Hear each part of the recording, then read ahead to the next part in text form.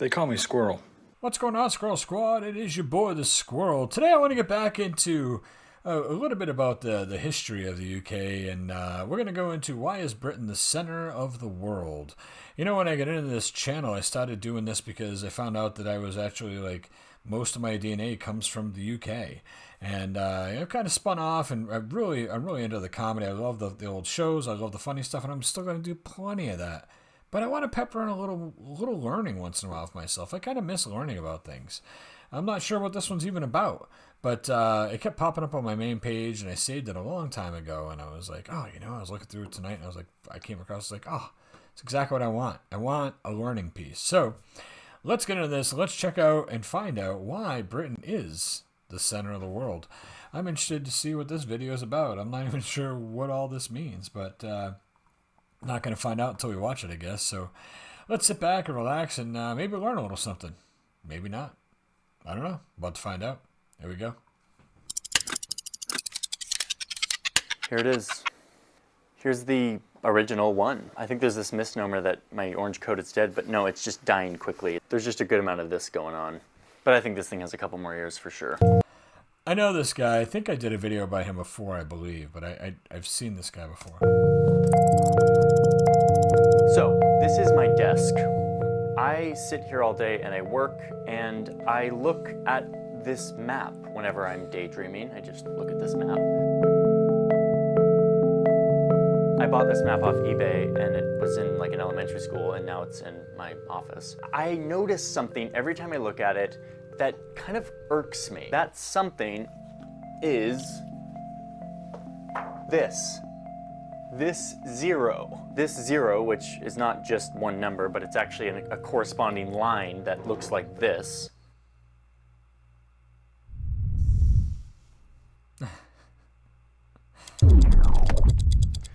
Let's back up here for a second. The Earth is divided into lines.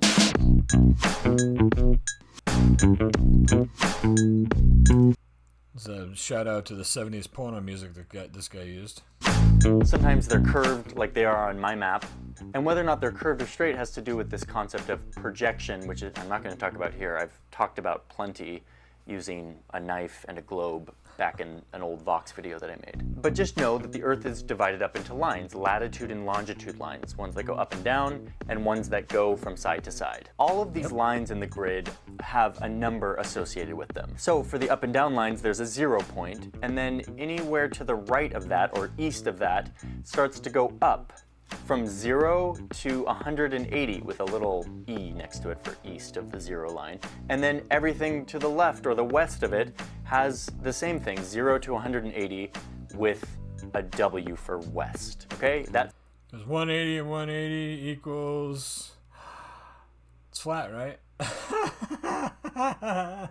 Center point is the 0 point from which all east and west things are measured. The same thing for these side-to-side lines. If you go up from here, you're going to start to get higher and higher until you get to 180 degrees north. Or if you go south, you will go 180 degrees south, which is the South Pole. What is the significance of this 360 number? I don't understand. Finding out where the 0 point should be for these horizontal lines is actually quite easy. The Earth has these two natural poles, which make for a natural top and bottom of the Earth. And halfway in between those two poles, you have this perfect center point, the equator, which is a very natural place to put this 0 point and to measure everything from. The up and down lines are totally arbitrary where you decide them. Like, who's to say that, like, it couldn't be right here in Russia and this could be 0 and everything could go west and east from here? Or Japan, for that matter. Well, in fact, a long time ago, that's how it used to be. These maps with these grids were really, really important for navigating the world, and so everyone had to choose a 0 point. And most would just make their capital or their home base the 0 point. If you lived in Japan, you would just make Japan the 0 point, and the rest of the coordinates would be measured against that one 0 point, which was Japan. And same if you lived in France or Washington, D.C. This was fine because back then countries kind of just fought wars and competed with each other. They weren't really collaborating or aligning or trading as much as they do today. And so everyone could just have their own maps centered around their place, and they did just fine. But then, around the 1800s, a few This is an old ass map. things started to happen that completely changed everything. First, countries and empires, instead of just competing and fighting with each other, started to actually say, like, we should align with each other and trade and be friends because that's better for everyone. Pair this with the fact that map making and sea navigation was becoming like a big industry. It was no longer just the king ordering maps to be made for their like expeditions, but now it was like private businesses going out and doing things that private businesses do. And so there was now like a demand for good seafaring maps. In short, map making was trending. Seems like a pretty good time to be alive. I wonder if back then they hashtagged the word trending when they talked about map making. No, they didn't. Okay, and there was one more thing that was happening around this time that was super important, which is this. Railroads. Trains everywhere. Trains were just like popping up everywhere. And trains were also trending. People were now able to travel like across the country, not just like on their horses, but on this whole system of trains where you could buy a ticket, get on a train, and end up somewhere hundreds of miles away. And you know what trains run on, besides coal, is time. Timetables, schedules. How do you know when your train's gonna arrive, and when it's gonna leave, and when it's gonna get there? Time. Some universal set time. The problem is, back in the 1800s, there was no universal set time. Check out this piece of paper. Today, all of these cities and towns would be just on Eastern Standard Time, one time zone. But back then, every town had their own time, depending on when it was noon for them. If they were a little bit east or a little bit west of here, that would be different than in Washington, D.C. Total nightmare for trains. Oh, yeah. The lifeblood of trains is time. And this time mishmash just wasn't going to work. Okay, so what does all of this have to do with this? Look at this guy. I was just sitting there thinking as he's talking about trains, like, are we going to get around to why is Britain the center of the world? I mean, eventually that's where we're heading. I mean, listen, this guy, I'm liking the video. Don't get me wrong. I'm really liking this video. This guy's great. But I was thinking, man, this isn't trains. Yeah, I like trains. You probably don't know who this person is. I didn't know who this person was. It's Chester Arthur. He was the U.S. president that no one remembers. This U.S. president in the late 1800s saw a problem with all of this. He realized that having a bunch of different maps with a bunch of different 0 points based on whoever was making it was a problem. And he realized that not having a universal time zone or some sort of universal way of making the same time for everyone was also a problem. So he invited 41 countries to come here to Washington, D.C., where I live, and to sit around and think and talk about where this 0 point should be. Where should the center of the world be so that we can measure time as well as navigation? All maps could be normalized to this one spot. So after a moment of a bunch of white dudes sitting around in a room in Washington, D.C., Sounds like Congress nowadays. which is kind of what's happening today in Washington, D.C., they came to a vote. And that vote, almost unanimously, I should have known said he was that lobbing me a the softball. 0 line should be right here.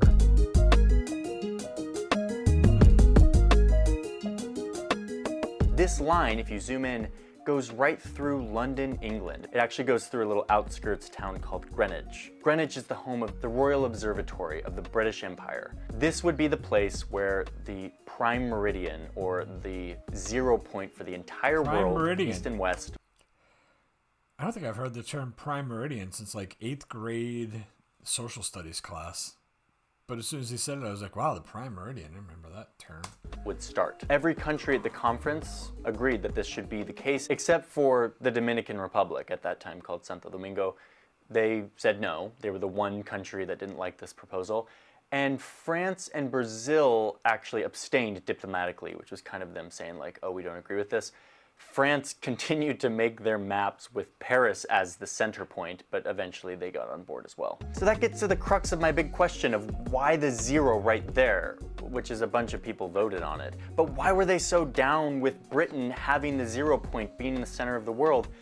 Well, the answer is because it was 1884, and Britain was just really good at the ocean. The British Empire was by far the biggest, most powerful navy. They had the most experience with maps and ocean faring, and so it was kind of a natural choice to let Britain, the king of the ocean, have this center point. And from then on, maps started to be drafted with Greenwich, this royal observatory, as the center point for the east-west divide in the world.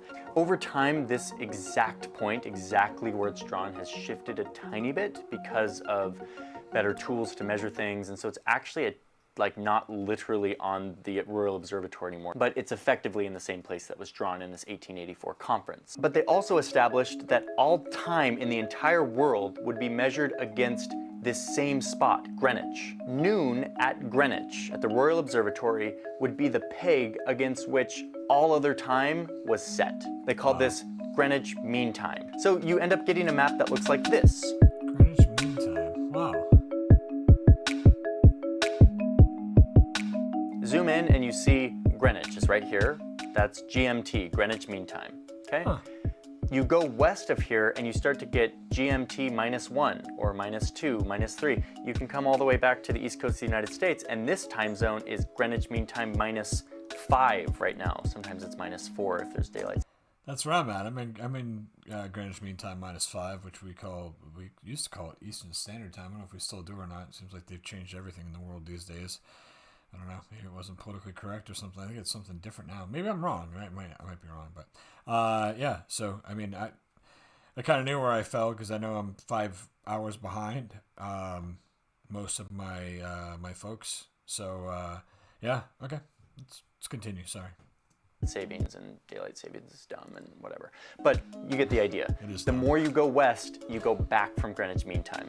If you go east, it's the opposite. You go forward to Greenwich Mean Time. So if it's noon at Greenwich, then this next time zone, it'll be 1 p.m., 2 p.m., 3 p.m., 4 p.m., etc. So these time zones have been marked up in these kind of strange shapes. Eventually, if you go 12 steps away from Greenwich, 12 time zones, you'll end up here at this mess. This mess is the International Dateline. This is where Greenwich Mean Time +12 or -12 ends up at this line, which is where a new day starts. So let me give you an example of what this would look like. Imagine it's 4 p.m. in Greenwich, England, right here at this Royal Observatory. It is 4 p.m. GMT on May 28th. If anyone wants to send me a birthday gift, May 28th. May 28th. It's May 28th at 4 p.m. GMT. March 15th. March 15th. Greenwich Mean Time. Sitting, chilling in It's funny. the Royal Observatory, which I've never actually been to. I need to go to the Royal Observatory. I'm going to do that Don't this you go? year, You should go. next year at some point. We're going together. So it's 4 p.m. May 28th. Across the ocean here in Washington, D.C. at that time, you can see that we go from 4 p.m. -5, so 11 a.m. Yeah. Okay, so it's 11 a.m. here in Washington, D.C. at that exact time on May 28th. Head across the United States to the west coast of the United States to Seattle or Portland, and right there it's 3 hours earlier than it is here. You're now at 8 a.m. So it's 8 a.m. here, it's still 4 p.m. in Greenwich. It's still 4 p.m. in London. Now you head into the Pacific Ocean, keep going west until you get to French Polynesia, at which time it's 5 in the morning. You're now GMT -11, it's 5 in the morning. And then you get right up to this messy line. If you were to be in the Baker Islands, Why isn't that a straight line? I mean, look at this. It kind of Google's jump. It's a freaking mess. which is like a U.S. like random uninhabited island in the middle of the Pacific Ocean, you would be at 4 a.m. So it's 4 p.m. over in Greenwich. It's 4 a.m. on this random island in the Pacific. So then cross this messy looking line. It's still 4 a.m., but now it's the next day. It's May 29th at 4 a.m. Here in Fiji, at the same time, 4 p.m. at Greenwich, It's now 4 a.m. the next day, May 29th. So we went from being 12 hours behind Greenwich to being 12 hours in front of Greenwich just by going over this international date line.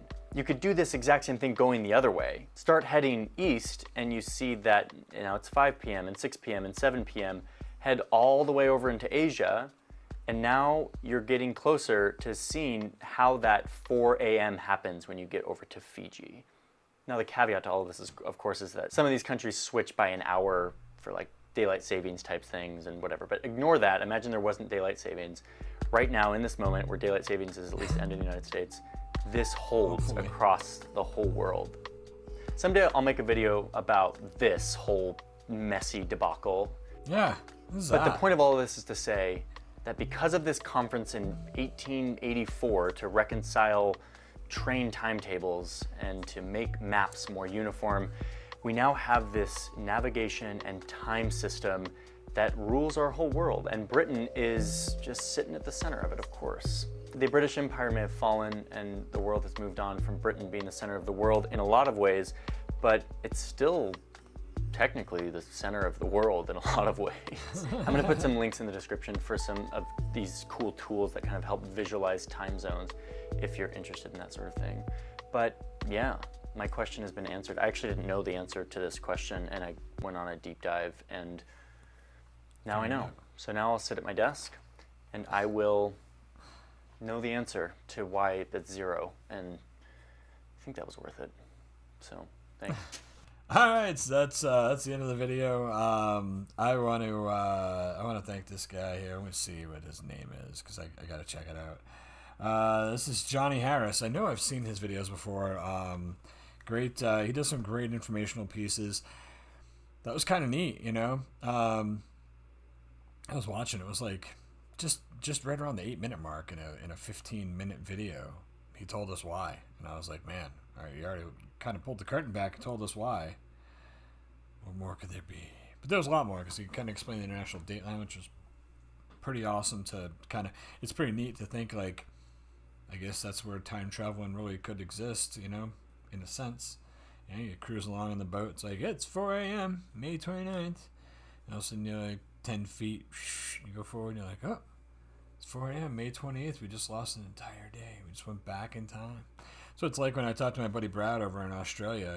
He's 16 hours in the future.